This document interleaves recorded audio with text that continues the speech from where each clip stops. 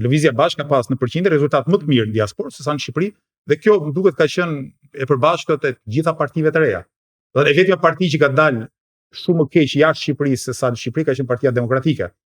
Dhe paka shumë gjitha partitë e tjera, PS-ja për shkak të infrastrukturës dhe partitë e reja për shkak të faktit që jehojnë më mirë idetë e tyre tek shqiptarët e diasporës, kanë dalë më mirë në diasporë në përqindje votash se sa në Shqipëri. Kjo mua më jep shpresë. Për fund, duke qenë se jemi dhe në limitet e kohës tonë, doja të pyesja keni në ana strategjike taktike, a mendoni të ndryshoni gjësendi nga eksperienca qoftë edhe zgjedhjeve të kaluara drejt sfidës zgjedhjeve lokale të ardhshme, por natyrisht atyre parlamentare?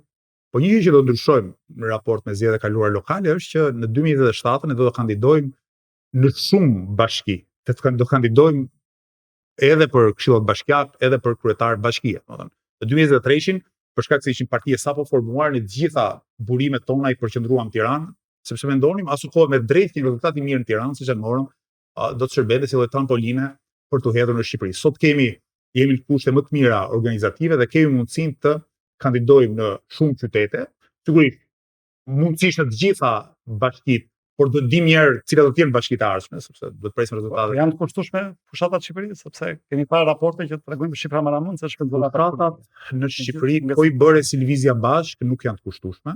Ndoshta ne prapë shumë lehtë na duken. Domethënë, ndoshta ne shpenzojmë, jemi partia që shpenzon shumë herë më pak para se çdo parti tjetër që konkuron në Shqipëri. Ne prapë na duken shumë para, sepse ato para ju kërkojmë antarëve tanë që pagojnë kotizacione apo mbështetësve tanë që shprehen forma solidaritetit financiar, që kosto ka, mirë po kostoja drejtpeshohet nga vullnetarizmi, pra nga njerëzit që pasi mbarojnë punën e tyre, marrin ca letra, që sigurisht kushtojnë pak, dhe me ato letra u bien dyerve, dalin në përlagje, i shpërndajnë fletushkat. Kjo është fushata jonë. Pra ne nuk bëjmë fushat duke paguar billboard apo çfarë nuk bëhet në Shqipëri, hidhen para pafund, ne bëjmë fushat të jetë modeste nga pikpamja infrastrukturore dhe mundohemi ta bëjmë sa më të pasur nga pikpamja ideore. Kjo është sfida jonë. Sigurisht kjo ka vështirësi, sepse aty ku gjithçka përthen me ngjyra, me ekrane të mëdha, me koncerte, nganjëherë edhe me pjesëmarrës të paguar në përtubime, ne nga ana tjetër do ta bëjmë gjithçka me krahët tonë, me vullnetin tonë, me këmbët tona, me idealet edhe me kreativitetin tonë.